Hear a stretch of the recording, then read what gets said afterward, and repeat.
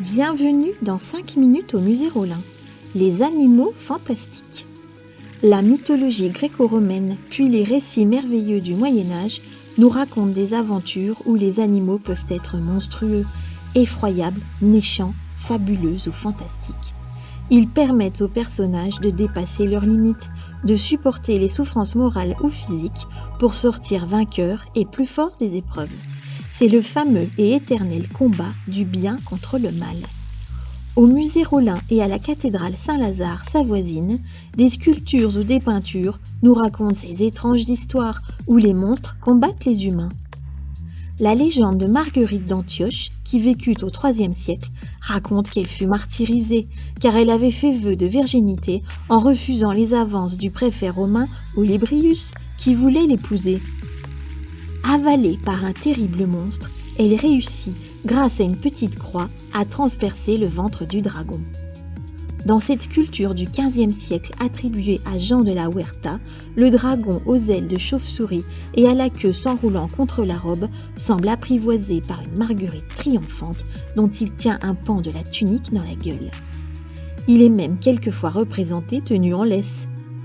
Comme Marguerite sort vivante du ventre du dragon, elle fut vénérée pendant de nombreux siècles par les femmes enceintes qui espéraient un bon accouchement. Dans ce tableau, réalisé au XVe siècle par un peintre anonyme originaire des Pays-Bas, les monstres sont nombreux. Ils peuplent les limbes des enfers. Les limbes sont un espace qui se situe à côté. La tradition veut que le Christ y soit descendu afin d'y délivrer les âmes justes pour qu'elles puissent se rendre au paradis. Le peintre en profite pour peupler ce lieu de monstres très originaux, colorés, grimaçants, aux formes étranges et gesticulant tels des insectes grouillants et noirâtres. Jésus apparaît ici tel un héros avec son manteau rouge et sa lance qui vient récupérer les âmes apeurées, écrasant de son pied les monstres à terre. La sirène peuple les récits mythologiques, mais aussi les légendes médiévales. Elle est munie d'une queue de poisson dans les légendes nordiques ou ailée dans les récits gréco-romains. La sirène est ambiguë, séductrice et élégante, elle use de ses charmes pour attirer ses proies, les dévorer ou les entraîner à leur perte. Malheur à celui qui se laisse bercer par son chant mélodieux. Le célèbre Ulysse a déjoué ses tentations en se faisant attacher au mât du navire et en bouchant les oreilles de ses compagnons avec de la cire pour qu'ils puissent continuer à ramer. On la retrouve ici avec une queue dans cette sculpture en calcaire du XVIe siècle, mais aussi dans les décors Renaissance de la chapelle Poyot ou à la cathédrale Saint-Lazare dans ce chapiteau du XIIe siècle. Les animaux fantastiques peuplent la cathédrale. Ils sont au service du diable et incarnent avec lui le mal qui combat en permanence le bien.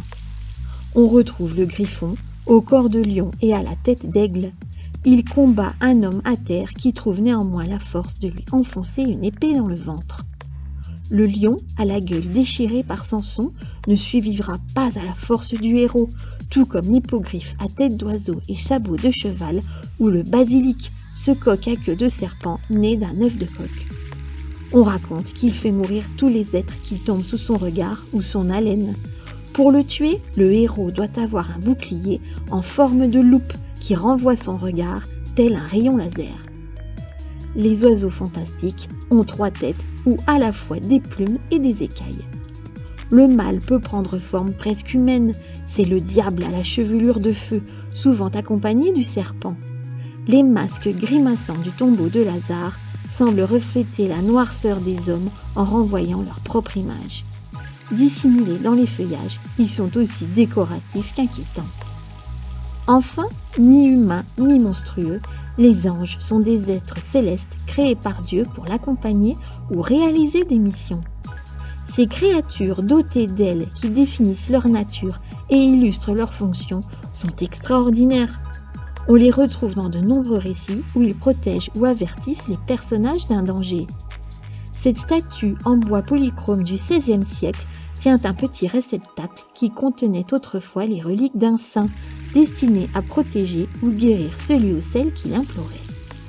Attention à ne pas le confondre avec le diable, qui peut être aussi muni d'ailes. C'est Lucifer, le porteur de lumière. l'ange déchu qui se rebelle contre son créateur et devient Satan, qui, aidé de ses démons, répand activement le mal. Maintenant, à vous de jouer pour les repérer dans la cathédrale ou au musée Rolin.